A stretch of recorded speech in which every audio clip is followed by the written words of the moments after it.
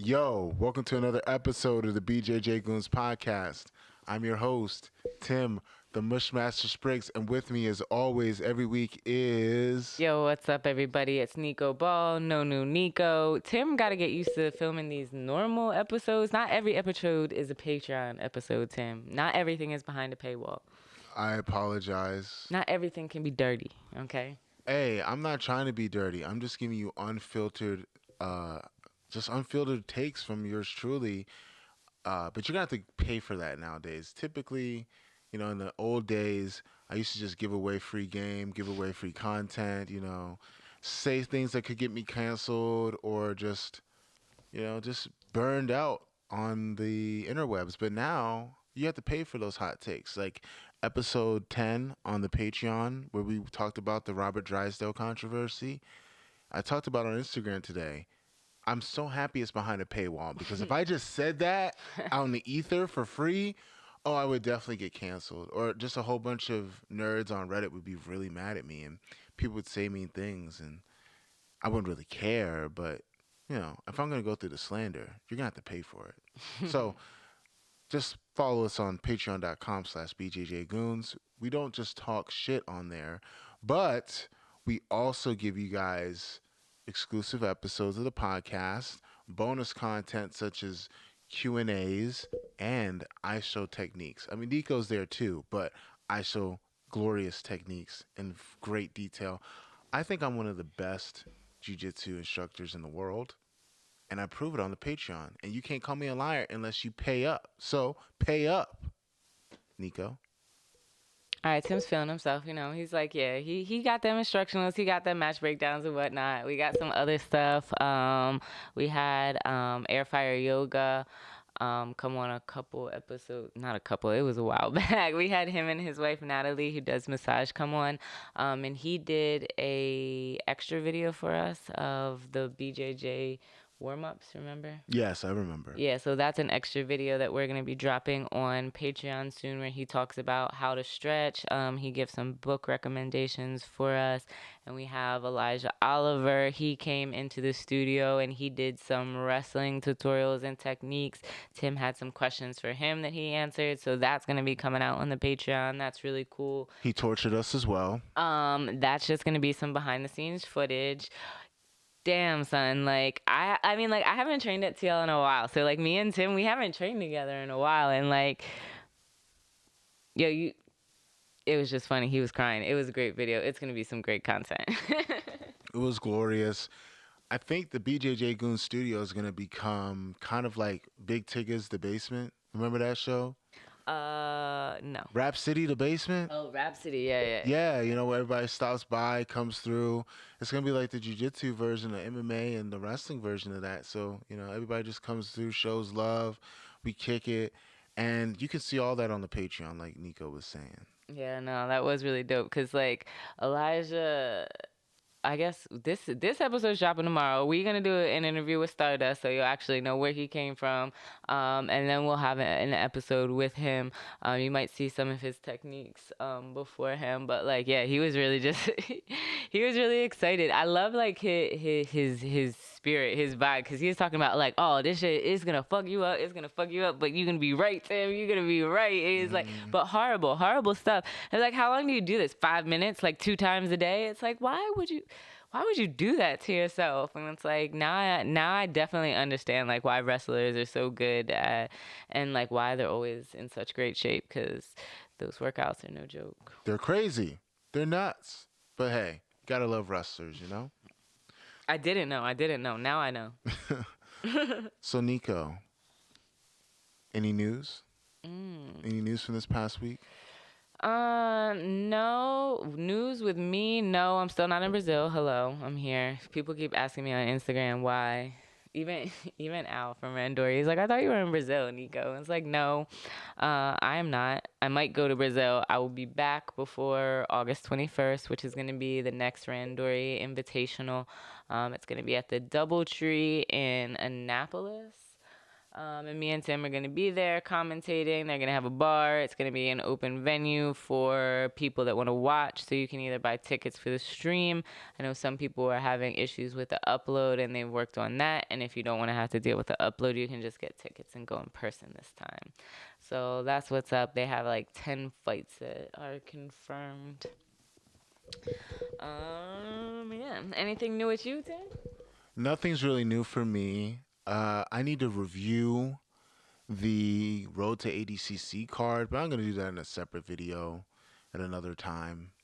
And, you guys can see my breakdowns, of course, but I'm going to do it on the regular podcast at another episode. But I did see the Mikey Musumeci versus Gio Martinez kerfuffle. I think that's a term, kerfuffle. I just be making up words, but I've heard that word before, so I'm just going to use it anyway. And I have some thoughts about that. Did you get to peep the controversy? I mean, like, I attempted to see what was wrong, why they were going back and forth. There's always so much drama. So why are they angry? Like, why don't you let everybody know? Long story short, Mikey Musumeci washed Gio Martinez.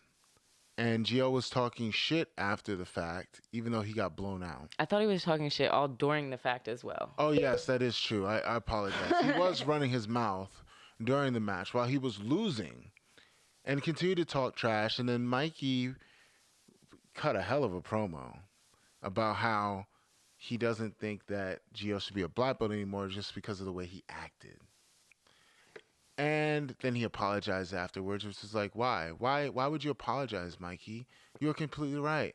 He was whining and crying like a little baby. But why was he doing that in the first place? Why? I think it's gotten to the point where, you know how like when you're a kid, right? And you're a sore loser and you just come up with any excuse as to why you lost or try to save face.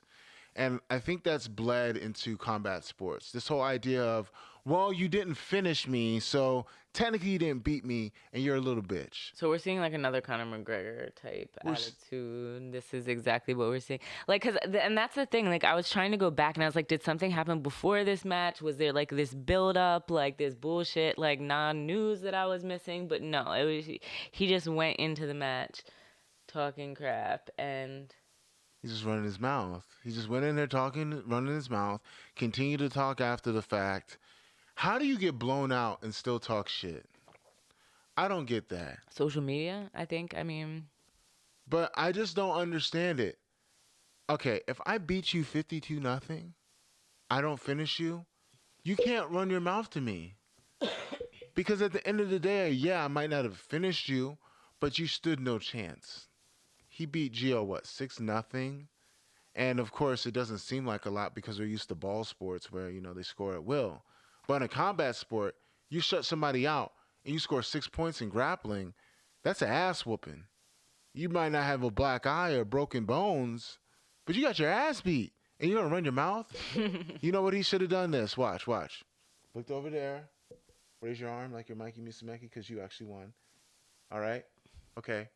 Good match, Mikey. And walked off. But instead, you just made yourself more of a spectacle from losing. So you make yourself look like more of an asshole.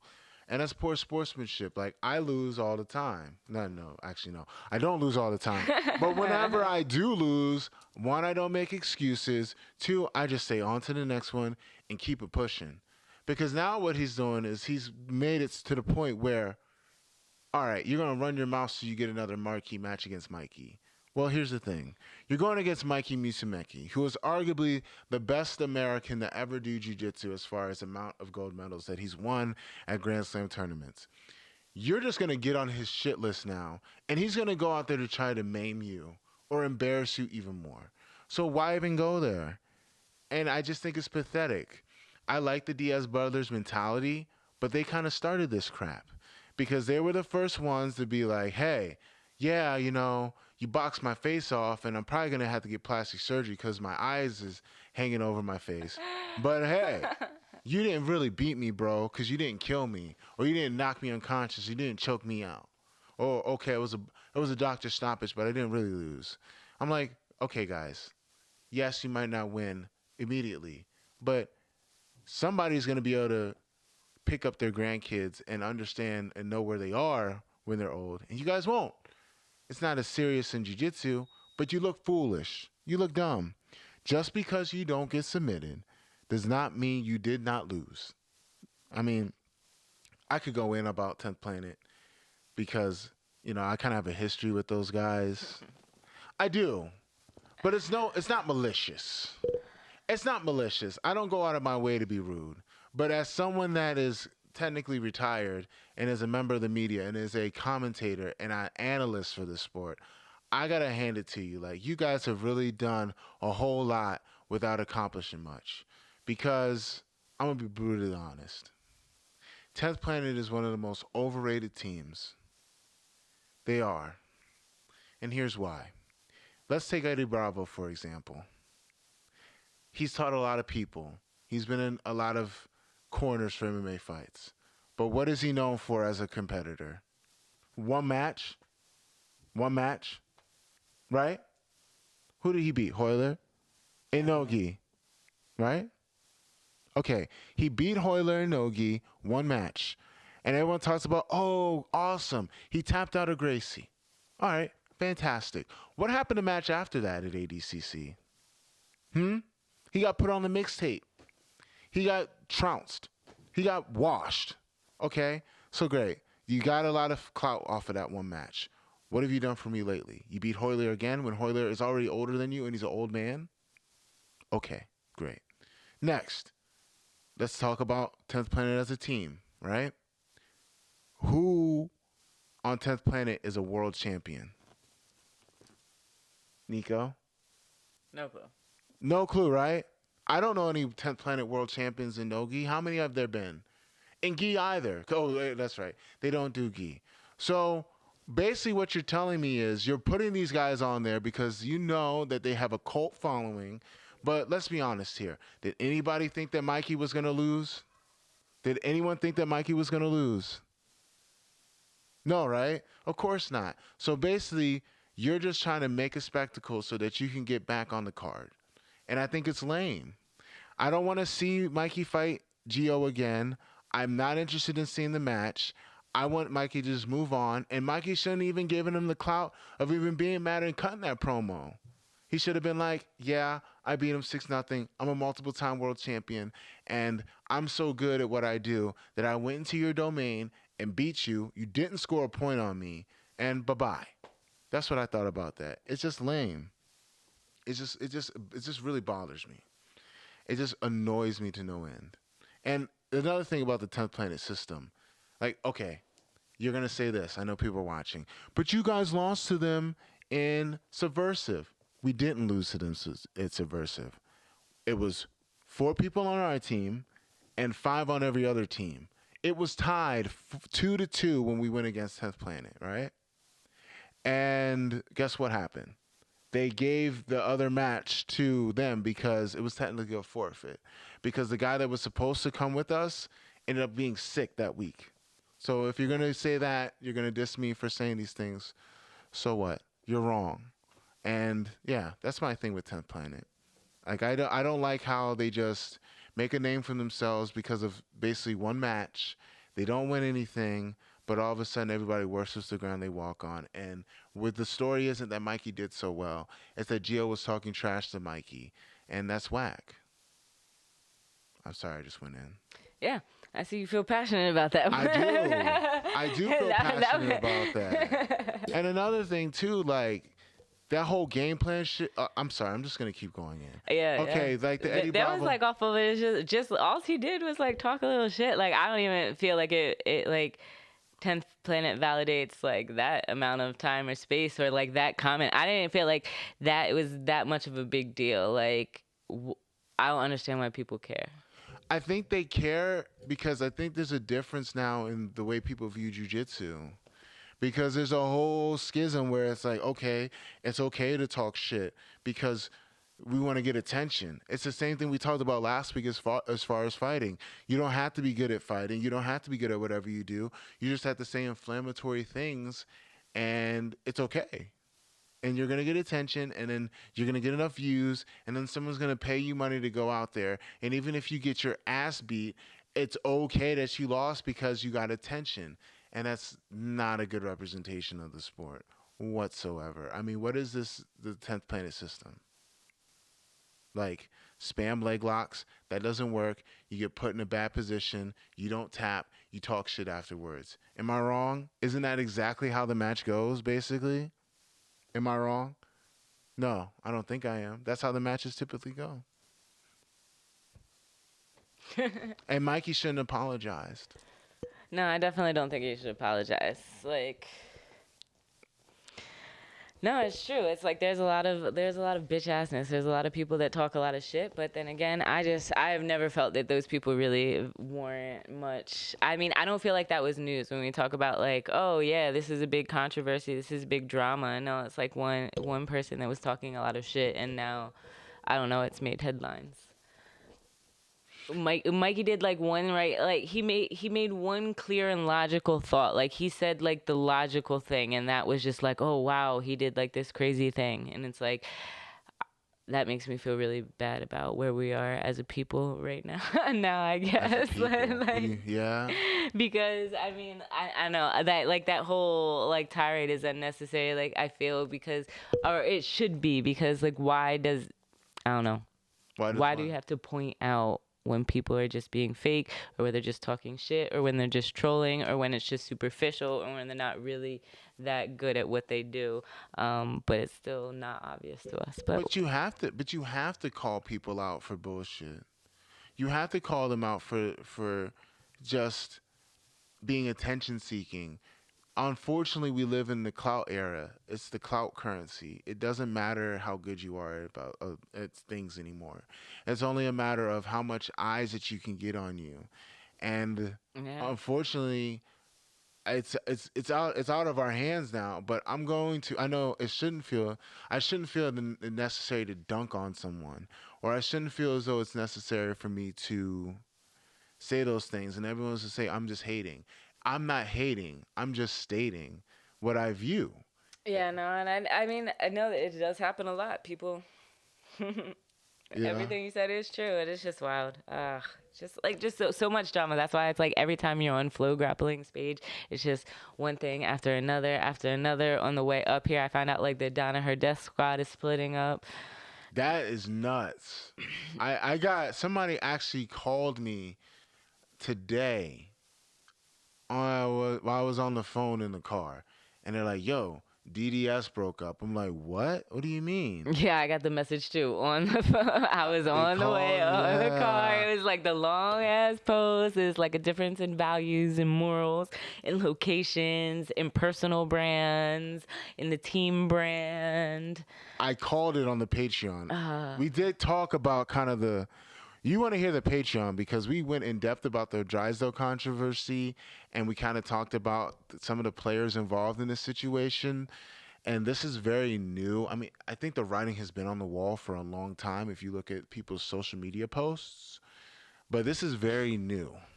So if you piece together the social media posts from here and here, if you take a little Nikki Ryan, you take a little bit of Gordon, and then a little Sunny. Yeah. Bring a little Sunny over there.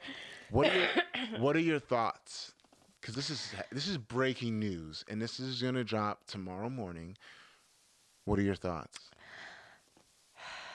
I mean, I think it can be expected. I think it's like a little mix of Destiny's Child and not Backstreet Boys, NSYNC, like big personalities together. They broke off. You have your Beyoncés. You have a lot of names on that team, and they really weren't working well together.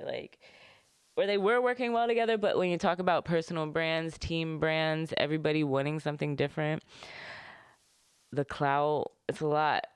It's a lot. So I could see that being very hard to manage. They moved to Puerto Rico. A lot of changes. I think when it comes to success, in order to get success, you have to form a team. And when you get success and you get a lot of eyes on you, you have a whole lot of people attracted to it. It's like moths to a flame. The forming the team is the easy part. The maintaining it through the time, though, that's what makes it a little bit more difficult. Because they were a team, and they had that part down. It's like, but what made it fall apart? Too many cooks, possibly.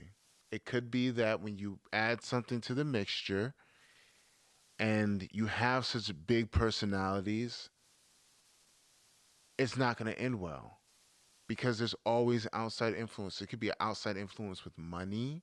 It could be an outside influence such as fame. And there's always people It chirping in could your definitely. ear. I mean, that's definitely. Those are two things. It's the money, it's the fame, it's the media. It's Like, the not other could. hangers Like, on that's everything chirping. that they were dealing with, really. Like.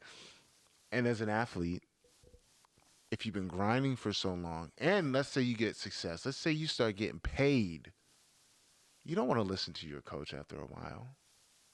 I've been through it. A lot of athletes go through it where you have that coach on you and they built you, but sometimes you just get tired. For better or for worse, sometimes when you find a certain amount of success, you want something different. And it's unfortunate sometimes because you see that the whole time when the team was together in its infancy and we grew together, we all had the team's best interest at heart. And you were listening and you were building because you wanted it and you were on the right path. But it's so hard to stay on the path. Yeah, I mean, like, sometimes your goals or what you want changes too. Like, That's always it too. We people change. always grow. We mature. We can't be little kids no more. Like, I go through it all the time when I see athletes in jiu-jitsu that are younger and then they grow up and the coaches are like want to keep them in that cocoon. They want to keep them like, yo, like, just stay here. Like, just do this. We've always done this, but I'm a man now, or I'm older now, or I want a life outside of this. And yeah, coach, we've been doing it this way, but how about this way? And shit happens, man. It's going to be very interesting to see what happens, and it's going to be a shit show. You think Danaher is breaking up because he just wants to go back to New York? That old man, angry man in Puerto Rico with a tropical climate. Possibly, but that's a huge change when you're uprooting everything and going to a new strange place, and there's different people in your life, and there's different voices, and there's different money involved. Like, you got to think when you blow up. I mean, we haven't blown up with this podcast yet, but I'm pretty sure when you blow up, there's different people in your ear, and not everybody wants to see the family stay together. No, most people don't, actually, I think. Divide and conquer. No, every man for their own a lot of the times.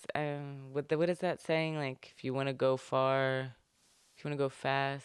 No, if you want to go fast, but go by yourself. If you want to go far, go with other people or something like that. I mean, they went far. They branded themselves well. But all runs come to an end, Nico.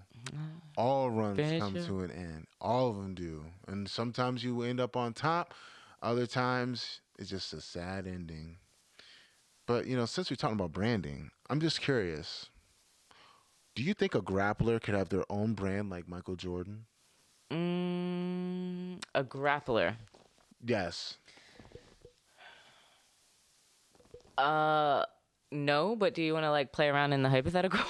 Let's play around. Let's play around in the hypothetical.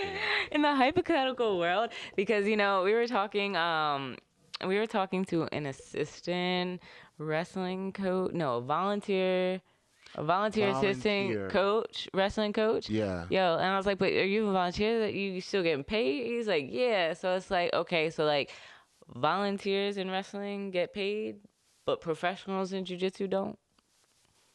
I was like, that's where we're at in the world. So yeah, definitely a jiu-jitsu person getting their own brand, no. But in a hypothetical like Marvel world, like, I could see like maybe like, a Muhammad, somebody like, because he's always on his social media with the gym with like a brand. Mm-hmm. Who would I want? Was the question like who do I think could have, or If like you wanted to start a brand, kind of like Jordan brand is, where it's sneakers and apparel, or just lifestyle brand, what grappler would you choose?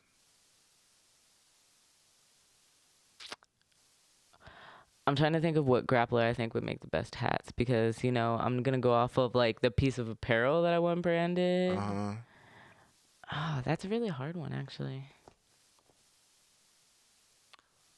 I have an idea for myself. You go. I'm going to come second. I want to think about that. I would definitely sell Tim Spriggs do-rags and wave caps because You can't choose yourself. You can do yourself now. Go with that idea. You have to come up with another one that's not yourself. that's not myself. Yes, but do the Tim Spriggs. Let me know what the Tim Spriggs idea. Because I can be like, I could do a Nico Ball anything. My I brother's would pick keeper Muhammad. hoodie. Like, I would pick Muhammad no, Ali. do your Tim. What are you doing, Tim, first? Go ahead. Tim, me? Yeah, you didn't do the do-rags. You said, I don't want to knock the Yeah, idea that you the had, the wave merchandise caps. idea you had. I mean, that'd be one of my merchandise ideas. I'm going to just give myself some flowers.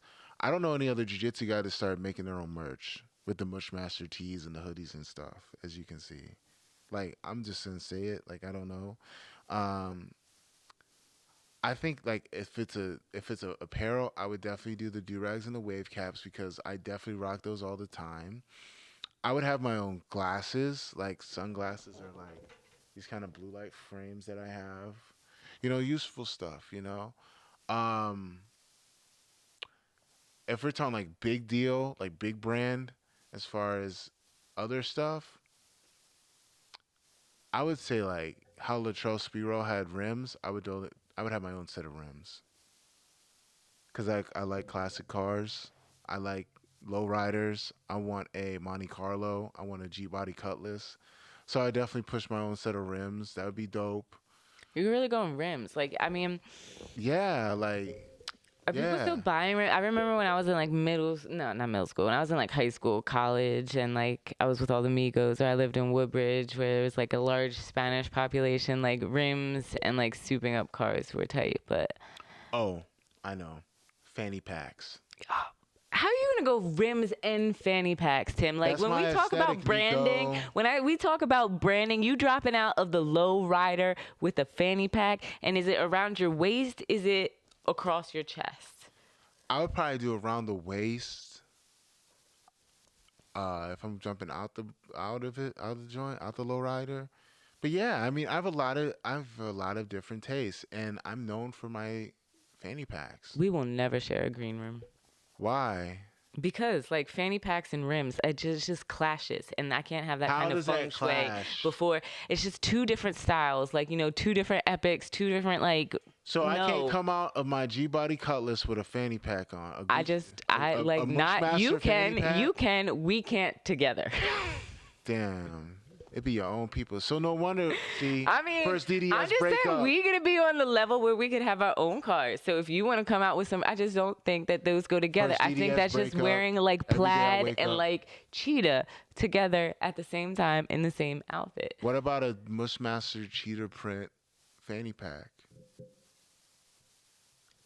I could do that, just not in a car with rims. I'm thinking like gold Dayton's, 100-spoke rims. You wouldn't hop out with the homie with the fanny pack on. That's disrespectful. See, now I understand how DDS broke up. Probably some petty argument like this because I'm hurt. I'm hurt right now. I'm just like, I don't understand why you guys are trying to just shame me with my fanny pack. I'm trying to end fanny pack shaming right now. I'm trying to end it right here, right now.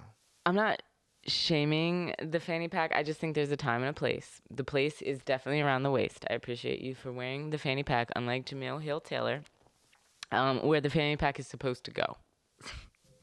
All right, so since you're dumping on my idea, who and what products would you have a grappler promote?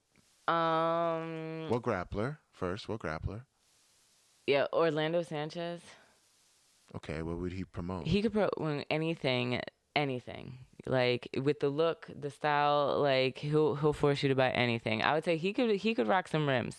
I don't think I would want to sell rims. Sunglasses, t-shirts, those extra large, like the old school white t-shirts when everybody's wearing like 3XL, like that streetwear style. He could definitely come up with like a nice streetwear style, roll up into the competition. I think the TLI team could actually do Tim's. I don't wear the typical butter Tim. Because Tim's running around with his fanny pack and rims, but the I rest of like- us, have Timbs on. Just because you're the anomaly or you're the outlier of the team, that's fine. We all got Timbs though. I wear the DJ, where is Earthkeeper. DJ? No, is the Bluetooth on? We gotta call DJ, like, cause He's not gonna answer. he's got COVID. But no, I think TLI with a nice little Tim sponsor. I would wear the Earthkeeper Tims, like the little flyboy Tims. You know what I'm talking about, right? I Yeah. like those are way more comfortable. Like DJ got like ogre feet, so like he can wear butter Tims and that's okay. What? I have butter Tims.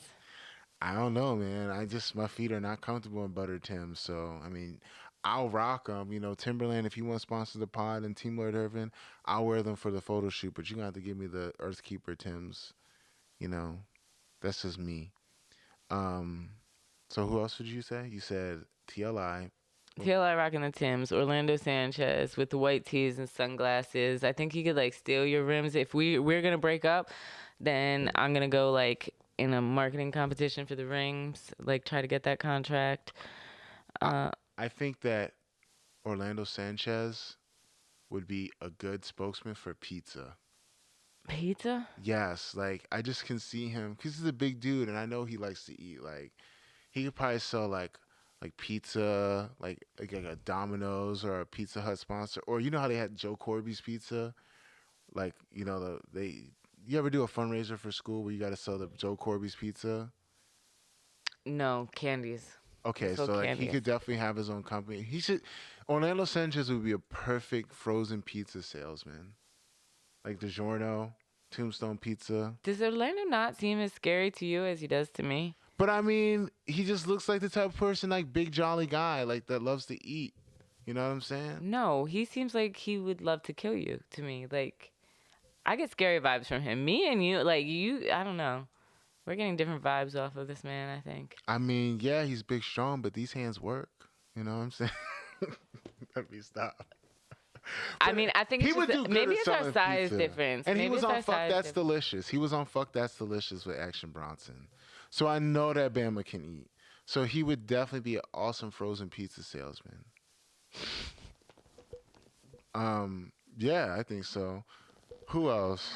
I think that Xanadu. You know Xanadu. No, Xanadu? You know Xanadu. Xanadu. Levi Jones Leary. Levi Jones Leary. Yeah, the that Australian one. guy. I think he'd be a great salesman. His nickname is Xanadu? Yes, his nickname is Xanadu. Oh, okay. What the He- hell is a Xanadu? It's like an old movie from the 80s. Huh. I don't know what Xanadu means, but I could totally see him selling like. I think he'd open a yoga studio, but I don't know if that you really sell it like that. So maybe he'd do like, I don't know, like diet tea or something like that, something holistic, you know, like vitamins or something. He just seems very earthy and very like, you know, type of guy that would sell that kind of stuff, like health food. I think DJ would also be a good salesman for medical marijuana, just because he's always kicking it with the high rollers, the high rollers crew. I think like medical implies some kind of like restrictions, limitations, legality, adherence to some kind of laws. So I think a DJ would be a good spokesperson for marijuana. I think he'd be a great spokesperson for marijuana. I think he'd be a great spokesperson. Yeah, that's all I got, Nico. I think those would be good. You need to get yourself an Orlando Sanchez frozen pizza. That's what I think. I think he'd be a perfect salesman for it. He was just on Fuck That's Delicious with Action Bronson. Like, I know that Joker can eat. Like, the guy is like huge. I don't even know what Fuck That's Delicious is. I'm gonna have to... How I bring something up and then Tim's like, oh, something nigga don't know. All right. Anyway, do you watch you didn't watch the UFC? You didn't see Sarge's fight though? I don't really watch the UFC. The only time I watch UFC is for big fights. I only watched So I it can for talk. this fight. Like, are y'all on good terms? I'm on fine terms with Sarge. I don't have any problem with Sarge. I mean, I don't see her every day like I used to, and I don't watch the UFC. I barely watch the UFC. Okay, Nico. I don't. I barely watch it either. But I was working yesterday, and we knew she was fighting, and she was fighting very early at like 4:30. So I stayed around to watch the fight, and I don't know if I've ever actually seen her fight, like, cause I always end up missing her fights. Yo, she crushed this girl. She completely dominated her.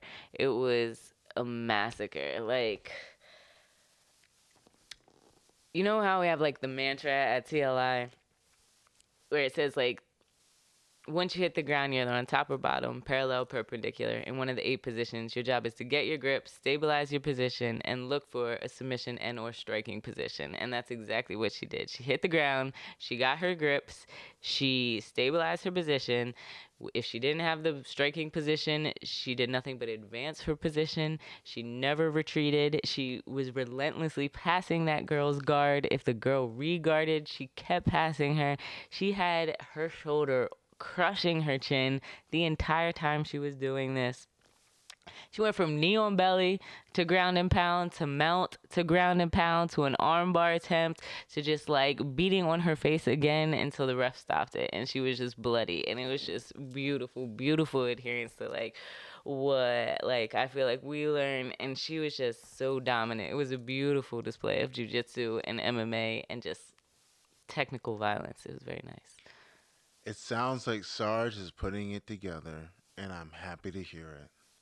That's what somebody else said. So again, I haven't seen her other fights. I know she had like she came off like 2 losses, stuff like that. But yeah, this was beautiful, beautiful.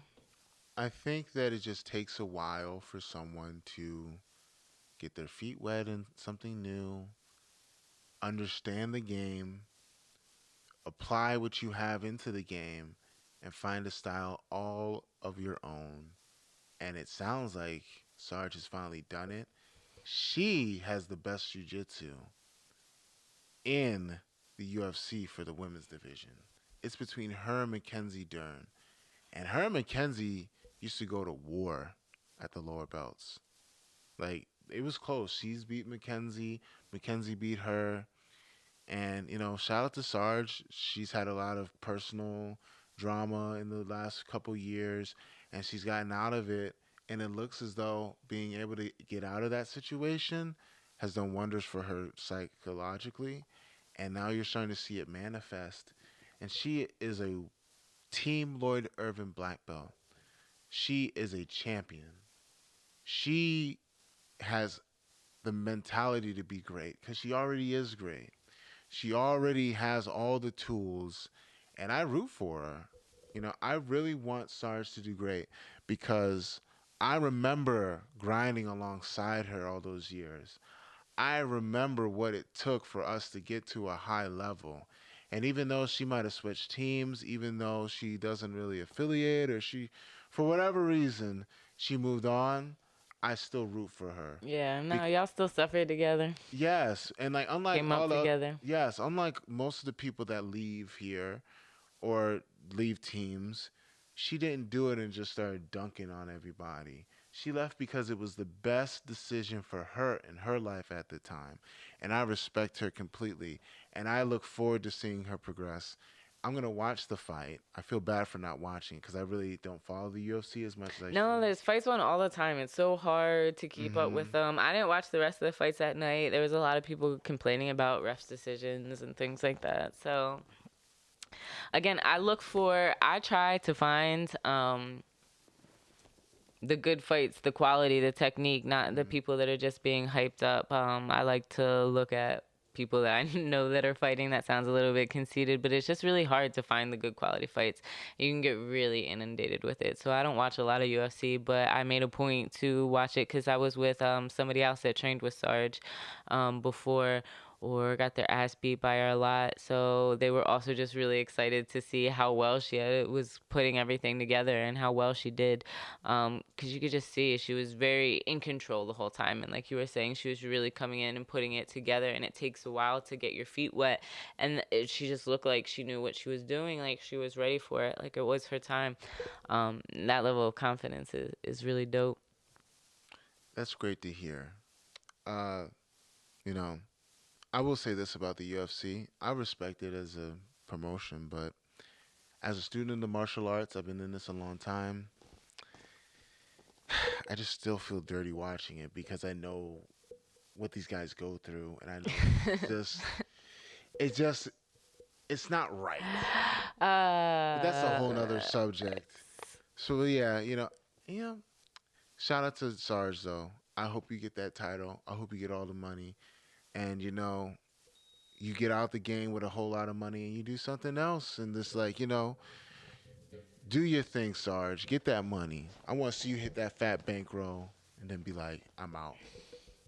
Maybe do pro wrestling like Ronda Rousey. hey. But listen, that's all I got to say about everything that's gone on in the world of jiu-jitsu this week. You want to add anything? No, that's about it. Make sure to slide on over to Instagram. Follow me at No New Nico, Nico Ball. Check out favelajujitsu.com. We're going to be coming up with some new stuff for the fall. Been working really hard on all that. And yeah, what about you, Tim? Before we wrap, I just want to say shout out to Blue Edge Business. Don't forget to check out Blue Edge Business for all your digital marketing, web development, and graphic design needs. They can help you with anything from Facebook and Google ads to websites and landing pages. Tell them I sent you and get a special discount. And you can catch me at Tim Spriggs BJJ on Instagram or Facebook, or go to timspriggsbjj.com. I got private lessons I offer, virtually and in person. You can book me for a seminar. I can do a game plan for you in the form of a flow chart, and I can critique all of your matches. Just hit me up at timspriggsbjj.com. This has been the BJJ Goons podcast. Peace.